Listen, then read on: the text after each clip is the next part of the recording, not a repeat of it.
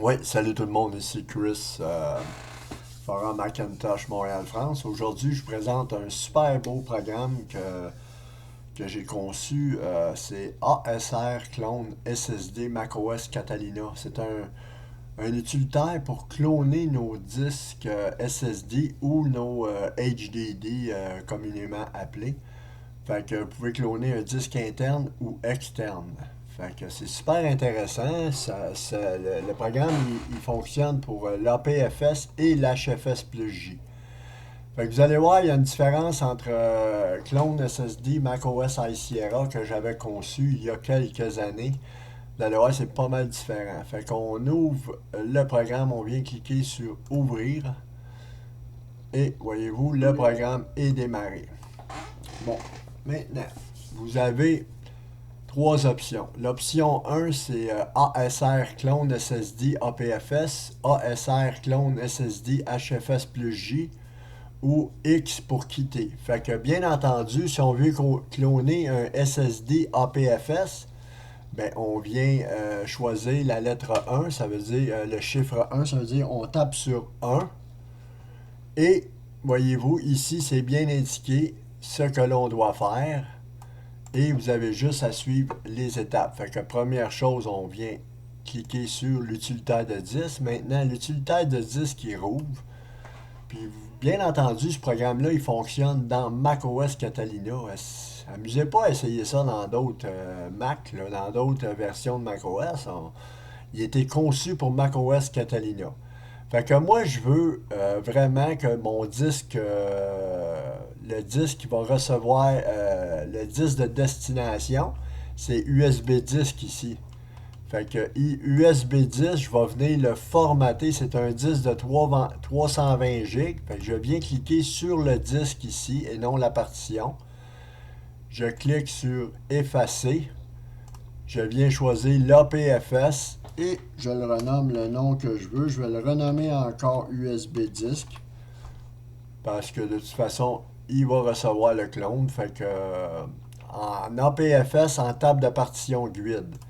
Fait que là, je vais pouvoir cloner un disque APFS sur ce disque-là.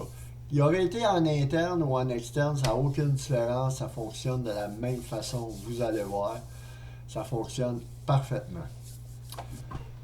Fait que maintenant, le disque est terminé, il a été effacé, on doit quitter l'utilitaire de disque pour poursuivre. Et là, voyez-vous, j'ai toutes les partitions de mon système qui sont bien indiquées, les partitions HFS, les partitions APFS. Fait que mon disque USB disque qui est ici, OK, l'APFS container, le SHEM, c'est le disque 11. Fait que c'est pas vraiment difficile à retenir, c'est le disque 11. Bon, maintenant, moi je veux cloner le disque Catalina HD. Catalina HD qui contient macOS Catalina et qui est en APFS. Fait que voyez-vous, il est ici, le Catalina HD. L'APFS Container SHEM, c'est le disque 7. Ça veut dire que je viens taper disque 7 en minuscule et non en majuscule. Soyez certain de taper en minuscule. Disque 7, suivi de entrée. Et voyez-vous, ils viennent de reconnaître mon disque 7 APFS Container. Maintenant, je dois taper le nom du disque, le numéro du disque de destination, qui est le disque 11 ici. Bon, disque 11 et suivi de entrée. Je dois entrer mon mot de passe. Et voyez-vous, là maintenant, on est dans la validation du target et la validation de la source. Maintenant, tout ce qu'il nous reste à faire, c'est de taper sur Y pour yes, pour no, pour canceller. Fait que je tape sur Y suivi de entrée. Et voyez-vous, la restauration, elle débute à l'instant. Les deux disques, voyez-vous, ils sont démontés et il va être restauré. Ça va être un clone parfait. Et voyez-vous la différence de ASR Restore dans macOS Catalina? Voyez-vous ici, Replicating. On n'avait pas ça dans les autres versions de macOS. Fait que le ASR, il est différent. Puis aussi le fait qu'on doit euh, choisir l'APFS Container Shem. C'est ça qui est intéressant, puis c'est ça que le monde ne savent pas. Puis moi, ben, j'ai créé le programme pour justement que ça se fasse parfaitement. Le clone, il va être cloné parfaitement. Si vous utilisez un Hackintosh, admettons que ce Catalina HD-là, ça aurait été un Hackintosh et que Clover aurait été installé dessus. Maintenant, sur le disque source, vous allez devoir réinstaller Clover parce qu'il ne clone pas la partition FI, là. Fait que tout ce que vous avez à faire, c'est soit de copier votre partition FI si votre disque était en. Si votre Clover était installé en UFI. S'il n'était pas en UFI, il était en ESP, vous allez devoir réinstaller Clover en mode ESP sur la source. Puis ceux qui utilisent les Mac, les vrais Mac, ben, vous n'avez pas besoin de Clover, là. Vous avez juste à cloner votre disque, puis vous allez avoir un clone parfait du disque que vous avez cloné. C'est ça qui est super intéressant. Fait que je vais juste prendre une pause, ça ne me donne rien de rester dans la vidéo. Je vais revenir à 90% de la fin. Bon, là, voyez-vous, on est à 90% du replicating. Fait qu'on va attendre à 100%. Après ça, je vais vous montrer l'option 2 qui est ASR clone HFS plus J pour un volume, un disque en HFS plus. C'est différent du container APFS, c'est pas la même chose. Fait que je vais tout vous montrer ça. Ceux qui n'ont pas vu mon ancien programme, ben, vous allez comprendre encore plus. Puis ceux qui ont vu l'ancien programme, ben, pour l'HFS plus J, c'est la même technique pour l'HFS plus J. C'était dans l'APFS que c'était différent. Puis, puis je vous avertis, c'est sûr que pour utiliser ce programme-là, il faut que vous ayez le gatekeeper désactivé au minimum. Puis, qu'est-ce que je voulais vous dire aussi? En tout cas, ça m'a échappé. Ça va me revenir. De toute façon, j'ai beaucoup de choses. J'explique beaucoup de choses. C'est pas très important. Si je l'ai oublié, ça veut dire que ça doit pas être très important. Bon. Fait qu'on on a terminé pour la restauration, comme vous pouvez voir.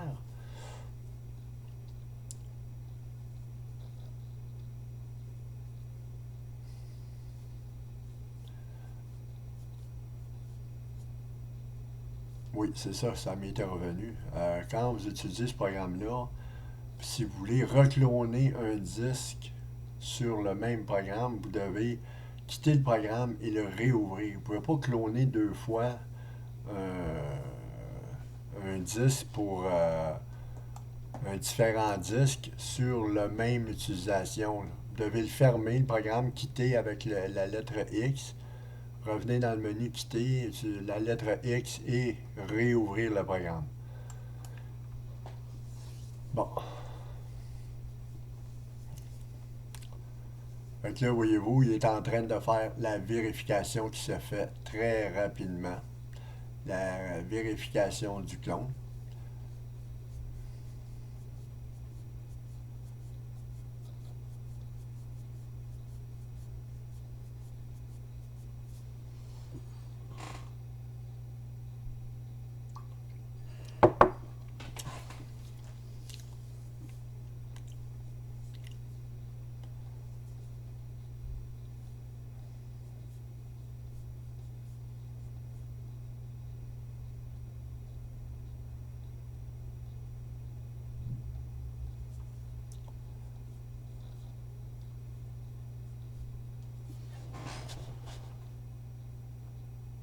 Les deux partitions vont être... parce que c'est ça la différence dans macOS Catalina. On a une partition système et on a une partition data. Fait que les deux partitions sont restaurées. La partition système et la partition data. Puis c'est pour ça qu'on utilise un différent schème pour ASR Restore. Parce que si vous ne pouvez pas utiliser un numéro de container, ça ne marche pas pour cloner une image 10, il faut cloner une image 10 complète et non des partitions d'une image. Fait que c'est ça. Il faut utiliser le programme, il faut utiliser les lignes de commande pour le savoir comment que ça fonctionne.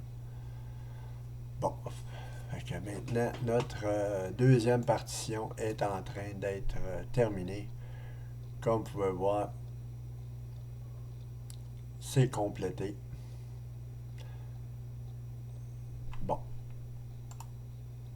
Maintenant, on tape n'importe quelle touche pour retourner dans le menu et on vient appuyer sur X pour quitter. Ou, si vous voulez, vous pouvez enregistrer le log du terminal avant de quitter. Fait que moi, je vais quitter, là, mais vous avez juste ici, exporter le texte sur le bureau. Vous allez avoir tout le fichier texte, le log de ce qui s'est produit. Bon, fait que là, je vais sortir parce que je l'avais demandé avant. Fait que maintenant, la différence aussi, c'est comme vous pouvez voir, on va aller dans utilitaire, utilitaire de disque. Les disques ne sont pas remontés automatiquement. Je ne sais pas, peut-être que dans les prochaines versions de macOS Catalina, ça va fonctionner comme avant. Puis n'oubliez pas d'afficher tous les appareils dans votre utilitaire de disque, parce que si vous affichez simplement ça, vous allez avoir simplement les noms. Et ici, si vous faites afficher tous les appareils, vous avez toutes les partitions. Ça, c'est important de le savoir. Bon, maintenant, mon disque, moi, que j'ai cloné, il est ici. Fait que je vais le monter. Et, voyez-vous, ici, c'est la partition Data et la partition Catalina HD qui a été clonée.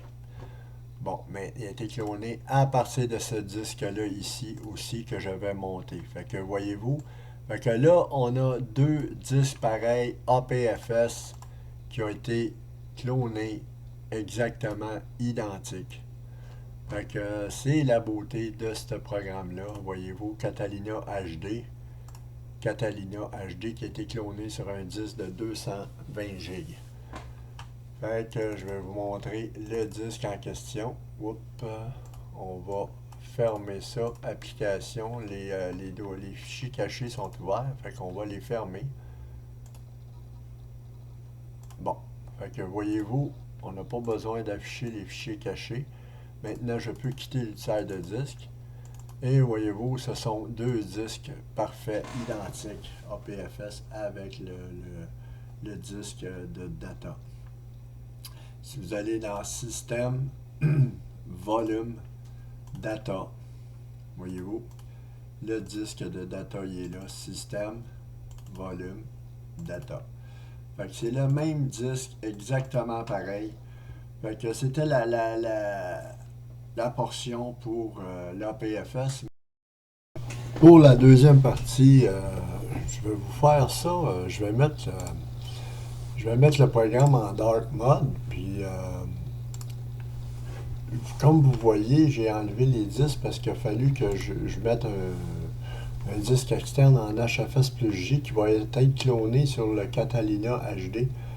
Fait que j'ai changé de disque. On va ouvrir le programme. On va choisir l'option 2 pour l'HFS plus J. Je vous ai dit que j'allais vous montrer l'option 2. Fait qu'on vient choisir option 2 pour clone SSD macOS Catalina. On vient choisir l'utilitaire de disque. On va venir effacer notre disque. Notre disque qui va le disque de destination. Fait que c'est celui-ci ici. Ce qu'on vient faire, c'est qu'on vient l'effacer en macOS étendu, journalisé, en table de partition GUID. Vous pouvez le renommer le nom que vous voulez. Je vais le renommer disque, juste pour la forme, pour qu'il soit formaté en macOS étendu, journalisé, qu'il y ait un nom. C'est pas vraiment important, j'aurais pu le laisser untitled. Bon. Fait que là, comme vous voyez, c'était un disque APFS que je suis venu formater en HFS plus J, en macOS étendu, journalisé, en table de partition GUID. Bon, fait que là, c'est terminé. On voit bien ici que il est en table de partition GUID, en macOS étendu journalisé. On vient quitter l'utilitaire de disque. Là, maintenant, on a toutes nos partitions. Et comme vous voyez, c'est le clone SSD HFS plus J et le programme est en mode foncé. Fait qu'on on va venir cloner macOS X, qui est un disque HFS+. Comme vous pouvez voir, il est ici. Fait que macOS X, là, la différence avec l'option HFS plus J, c'est qu'on va venir utiliser disque 8 S2 qui va être cloné sur le disque 5 S2 parce que le disque 5 S2 c'est vraiment ici le disque que je viens de formater dans l'utilitaire de disque. Que le premier à choisir c'est le disque 8, on a bien dit disque 8 S2, fait qu'on va venir taper en minuscule disque 8 S2. Il ne faut pas se tromper parce que vous allez devoir recommencer. Bon, maintenant, on nous dit d'entrer le disque source, le disque de destination qui est disque 5 S2. Donc, on va venir disque 5 S2. Voyez-vous, c'est ça la différence de l'HFS plus J, c'est qu'on vient cloner des partitions et non des containers. Fait qu'on vient choisir Y et on suivi de entrée. Puis voyez-vous la différence, voyez-vous l'HFS plus J, là, c'est restoring. Tantôt, on avait duplicating. Fait que c'est une énorme différence parce que le ASR restore pour APFS et l'HFS plus J est très différent. Fait que moi, je vais attendre à 10% pour vous montrer que c'est bien démarré. Ensuite, je vais mettre ça en pause jusqu'à 90% parce que ça ne donne rien de rester dans la vidéo. Déjà là qu'on a une longue vidéo. Puis en plus, j'utilise un disque externe qui a été formaté à peu près 200 fois parce que j'ai des disques de test que j'utilise pour vous, messieurs. Puis, ben, c'est ça. C'est pour ça qu'on demande des dons, parce qu'on achète du matériel, puis on fait des tests pour toute la communauté. Fait que, on vous remercie de vos dons en passant. Fait que, voyez-vous, on est rendu à 10% de la restauration. Fait que je vais vous revenir à 80. Bon, on est rendu à presque 90%, comme vous pouvez voir, de la restauration du disque en HFS plus J. Fait que pour faire un récapitulatif de la vidéo, j'ai dû couper la vidéo pour vous montrer l'option HFS plus J parce que j'ai dû brancher un autre disque en externe, un disque HFS plus parce que j'avais simplement des disques APFS dans mon système.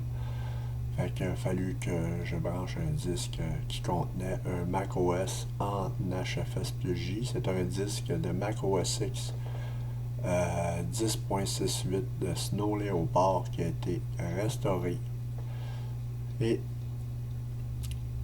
est pratiquement terminé. Vous allez voir, la restauration est presque à 100%. Et on va attendre jusqu'à la fin et je vais vous montrer le procédé. Puis c'est la même chose si vous aviez Clover d'installer là-dessus. Pour installer Clover, si vous ne l'aviez pas, vous utilisez un vrai Mac, ben, votre système est parfaitement bootable. Fait que c'est ça la beauté, mes amis, des lignes de commande de Apple. Et voyez-vous la différence? Et c'est les disques qui montent automatiquement parce qu'on est en HFS plus J. Fait qu'on n'a pas besoin de remonter les disques. Et le clone HFS plus J est terminé. Fait qu'on tape sur une touche, on revient dans le menu. Et maintenant, on va taper sur X pour quitter le programme et sortir. J'aurais pu enregistrer le log du programme, exporter le texte on va enregistrer le texte sur le bureau. Je vais vous le montrer. Tantôt, je ne l'avais pas fait. Fait que le log du programme a été enregistré ici. Voyez-vous, on part du début et on est venu choisir notre partition qui était le disque 8S2 comme vous voyez ici. On l'a cloné sur disque 5S2. La restauration s'est faite parfaitement et on est venu quitter le programme. Merci Chris. Opération terminée. Fait que, voyez-vous, on a notre disque de macOS X Snow Leopard parfaitement cloné sur ce disque-là, ici. Fait qu'on va aller dans l'utilitaire de disque. Je vais vous montrer dans l'utilitaire de disque ce que ça donne. C'est deux partitions HFS plus J en table de partition GUID. Fait que voyez-vous, le disque macOS X qui est ici, il a été cloné sur macOS X. Fait que c'était ma vidéo, mes amis. J'espère que ça vous a plu, puis que vous allez utiliser le programme, parce que c'est un super programme qui est conçu pour macOS Catalina 10.15. Je suis très content de vous présenter la vidéo aujourd'hui. Puis, ben, c'est ça. C'était Chris du forum Hackintosh Montréal-France. Si vous avez des questions, posez-les sur le post de ce programme-là. Et en vous souhaitant un très bon macOS. Merci beaucoup. À la prochaine. Bye bye.